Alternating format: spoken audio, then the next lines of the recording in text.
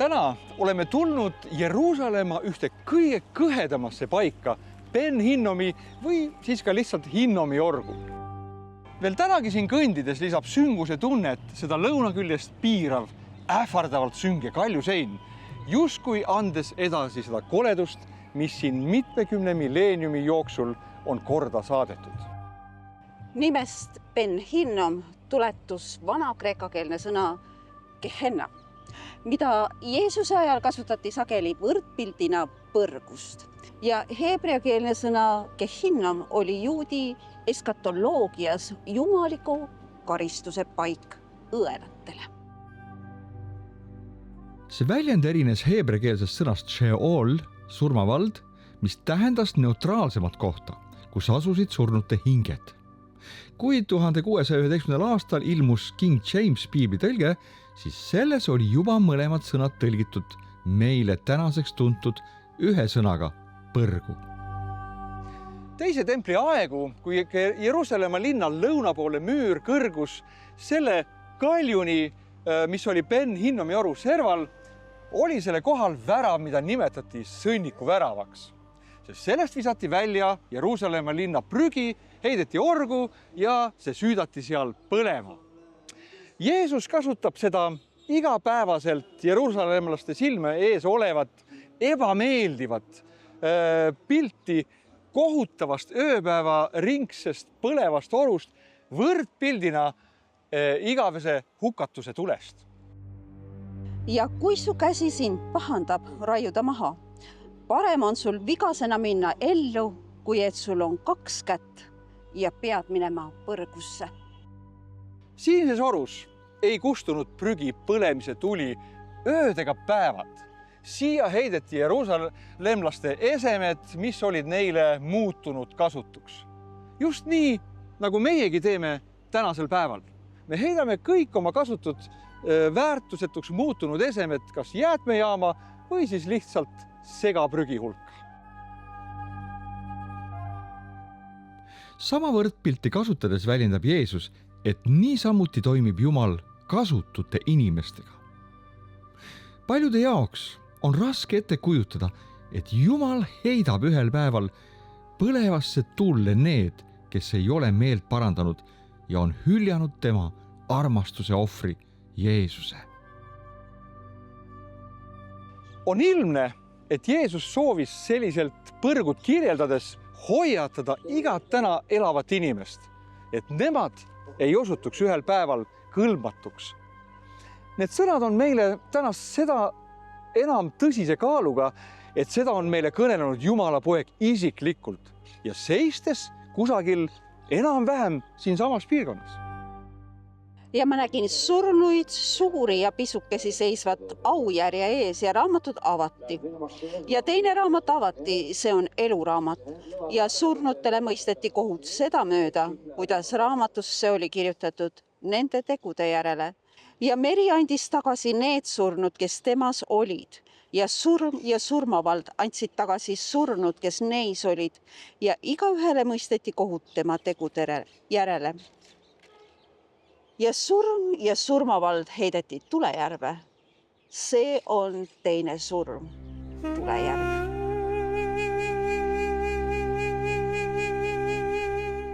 Piibliõpetus igavesest elust ja igavesest hukatusest on sageli kaasaja inimestele teema, mida nad tahaks iga hinna eest vältida.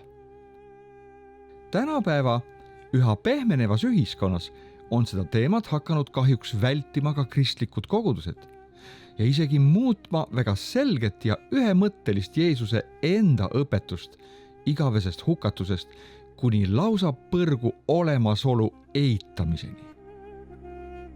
Mulle meenub minu armas vanaema, kui tema mulle ükskord jutustas oma abikaasast, kes elas sellist jumalatut ja patust elu. Ja ühel päeval ta suri. Ühel öösel ilmub tema abikaasa talle ja ta on üleni justkui leekides ja ilmnähtavalt väga suures piinas. Ta hüüab ahastuses vanaema poole etteheitvalt ja ütleb talle nii, miks sa mind ei võtnud kas või juustest kinni ja ei lohistanud kirikusse.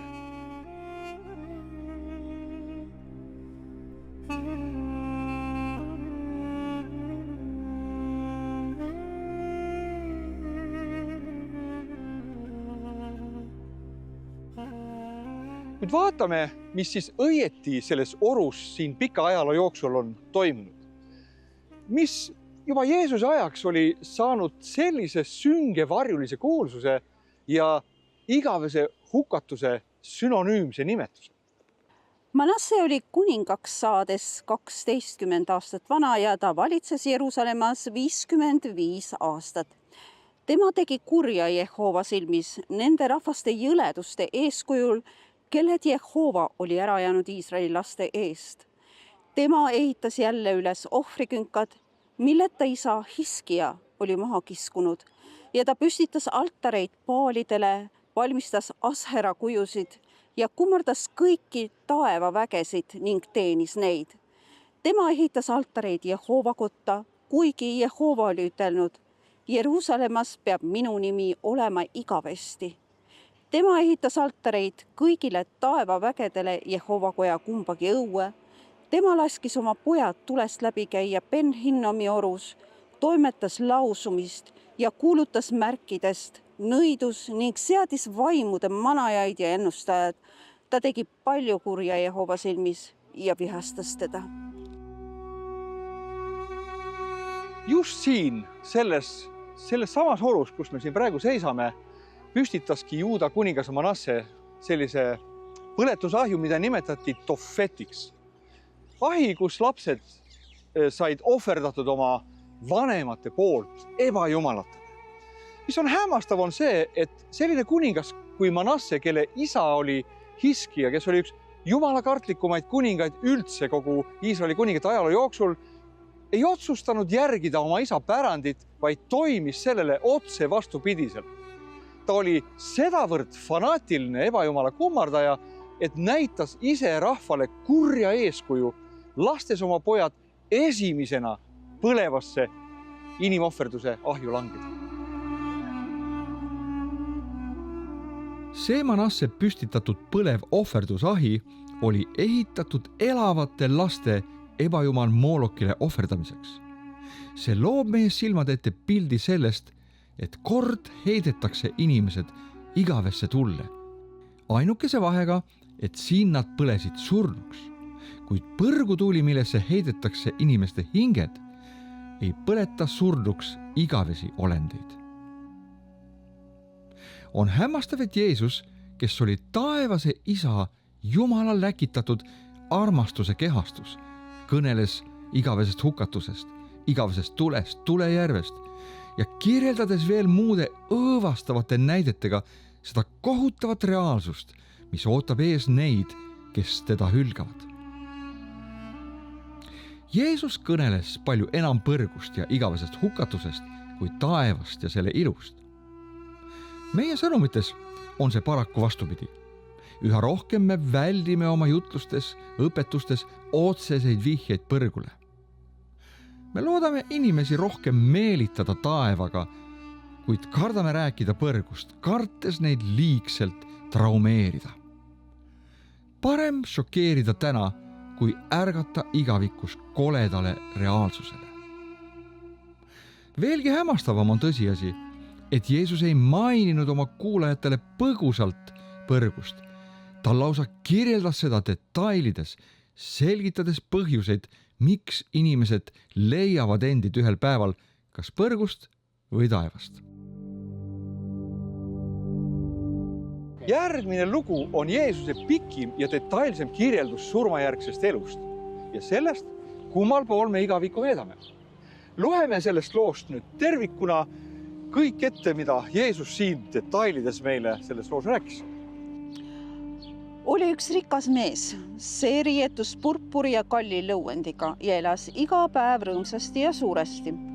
Aga üks vaene Laatsarus nimi oli maas tema värava ees täis paiseid ja püüdis oma kõhtu täita leivaraasukestega, mis rikka laualt kukkusid. Ent koeradki tulid ja lakkusid tema paiseid. Siis sündis, et vaene suri ja inglid kandsid ta Abrahami sülle. Aga ka rikas suri ja maeti maha. Ja kui ta põrgus suures valus oli ja silmad üles tõstis, nägi ta Abrahami kaugelt ja Laatsarus tema süles. Ja tema hüüdis ning ütles, isa Abraham, halasta mu peale ja läkita Laatsarus, et ta oma sõrmeotsa kastaks vette ja jahutaks mu keelt, sest ma tunnen suurt piina selles tuleleegis. Aga Abraham ütles, laps, mõtle, et sa oled hea põlve oma elus kätte saanud ja Laatsarus nõnda samuti kurja. Nüüd rõõmustatakse teda siin ja sina oled piinas. Ja kõige selle lisaks on meie ja teie vahele seatud suur kuristik, et need, kes siit tahavad minna teie juurde, ei saa mitte. Ega need, kes seal on, ei saa tulla meie juurde. Aga ta ütles, ma palun siis sind, isa, et sa läkitaksid tema mu isa majasse, sest mul on 5 venda, et ta kinnitaks neile, et nemadki ei satuks siia piinapaika. Kuid Abraham ütles, neil on Mooses ja prohvetid, kuulaku nad neid. Aga tema ütles, ei mitte, isa Abraham, vaid kui keegi surnuist läheks nende juurde, siis nad parandaksid meelt. Siis Abraham ütles talle, kui nad ei kuula Moosest ja prohveteid, ei nad veenduks ka, kui keegi surnuist üles tõuseks. Esiteks peame mõistma seda, et Jeesus kõneles selle loo inimestega, kes elasid Moosese seaduse all. Sellel ajal olid nimelt määravateks teguriteks seaduse täitmine ja kaasinimestele halastuse osutamine. Tänases Uue Testamendi maailmas on kõige olulisem see, et me kõigepealt aksepteerime Jumala antud päästjat. Kui me seda ei tee, siis kõik muu on täiesti tühine, mitte midagi muud ei suuda meid päästa. Võib kõlada küll uskumatuna, aga meie head teod ei saa meid päästa, kui me hülgame Jumala ainsa pääste võimaluse. Ja ühegi muu sees ei ole päästet, sest ei ole antud taeval inimestele ühtki muud nime, kelles meid päästetakse. Paraku on see nii, et kahjuks on täna põrgus väga palju häid inimesi, kes lootsid oma headele tegudele ja ikka jälle kohtame sellist hoiakut inimeste seas, et ega ma siis Jumal mind ei või põrgu heita, ma olen ju püüdnud olla nii hea inimene. Kas sa võiksid pääseda lennukile Ameerikasse, kui sa ei ole ostnud piletit? Sa võiksid check-inis küll selgitada, et sa oled hea inimene ja teinud palju õilsaid tegusid elus, annetanud kiisukeste varjupaigale raha ja mitte teinud kärbseligi liiga. Kuid selleks, et pääseda lennukile Ameerikasse, vajad sa esmalt piletit. Niisamuti taevasse pääsemiseks. Sa vajad piletit. Pilet on aga Jeesus Kristus. Jeesus on ainus nimi, kelles me saame päästetud. Ilma temata oleme kadunud. Võta vastu Jeesus kui oma päästja. Selles loos on aga väga oluline mõista, et need 2 inimest, vaene Laatsarus ja nimetu rikas mees, olid samal ajal samas naabruskonnas elavad inimesed. Selle rikkamehe elustiil oli selline, et ta lihtsalt elas mõnusat elu, pidas pidu ja eks ole ju see ka selline taotlus ka tänapäeva inimestel, et mitte käia tööl ja teha lihtsalt neid asju, mis pähe tuleb, hoolimata teistest, kes nende ümber on. Ka Uue Testamendi päevil me oleme vastutavad selle üle, kuidas me kasutame meile antud ressursse.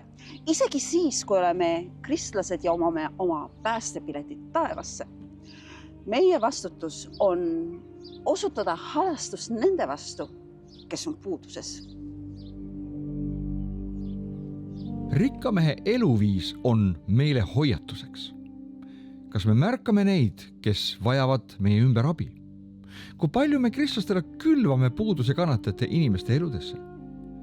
Kuidagi on vahest tunne, et selle rikkamehe hoiak ja isekas ellu suhtumine on saamas domineerivaks ka tänase aja kristlaste seas. See on minu raha, öeldakse.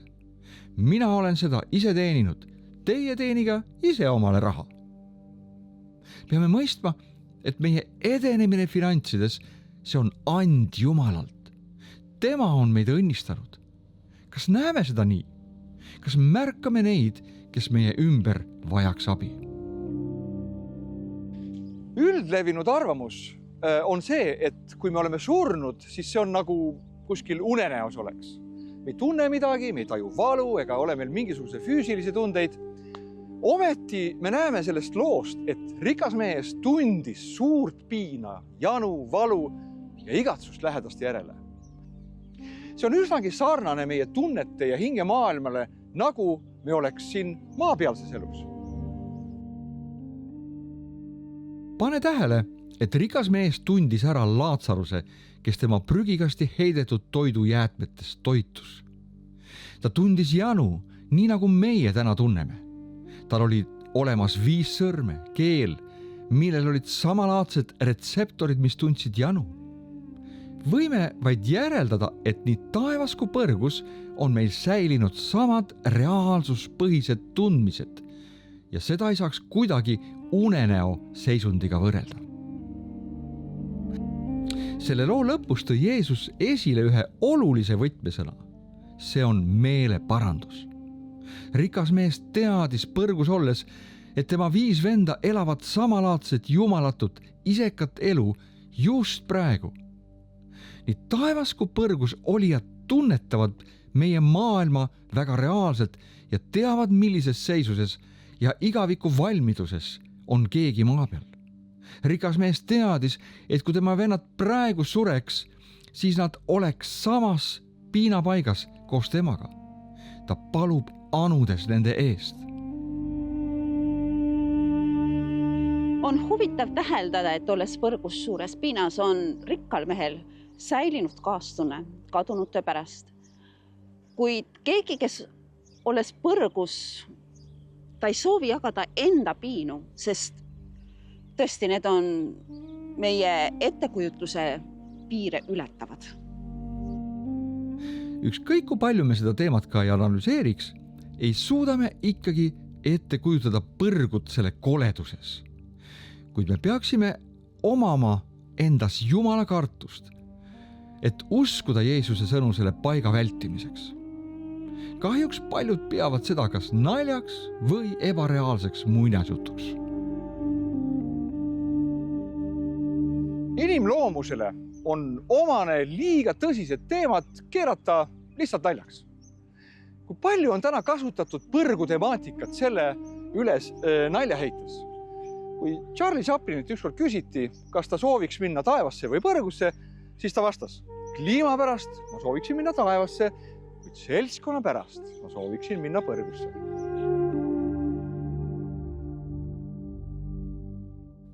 Eksitavad lood lõpututes pidudes põrgus koos naiste ja viina joomisega viivad mõtet eemale selle tõsidusest. Mõni võib seda väärettekujustus isegi võtta reklaamina. Võiks öelda, et saatan on parim põrgu mainekujundaja, kuid tegelikkus on selline, kuidas Jeesus seda kirjeldas. Mõelge, et Jeesus, kes on mõlemas kohas isiklikult viibinud, kirjeldas meile seda kohutavat piinapaika korduvalt ja erinevate näidete varal, et meid hoiatada sellesse sattumast. Kujutage ette, kui me täna kõnnime selles väga kaunis rohelises orus, mida Iisrael on muutnud nii kauniks, oli see ometi Jeesuse ajal kohutav paik. Ja sellepärast ta kirjeldas seda järgmiste sõnadega. Ent ma ütlen teile, et paljud tulevad idast ja läänest ja istuvad lauas Abrahami, Iisaki ja Jaakobiga taevariigis, aga kuningriigi lapsed heidetakse välja kõige äärmisemasse pimedusse, seal on ulumine ja hammaste kiristamine.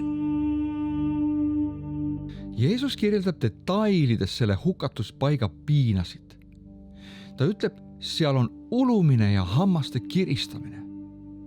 See ei ole õige koht, kus oma kõrvad sulgeda ja öelda, et ma ei taha kuulda sellest koledast kohast, vaid võtta seda äärmise tõsidusega. Jeesus ei hoiata vaid neid, kes on meie mõõdupuu järgi need suured patused, vaid üllatavalt adresseerib ta ka neile, kes täna on kuningriigi lapsed ja pärijad. Ka need, kes täna tema kuningriigis on ja kelle nimed on taevas eluraamatus, võivad loobuda ja minna tagasi pimeduse vürsti riiki ja lõpetada samas kohas, kus selle maailma kõige kurjemad ja kõige hullemad.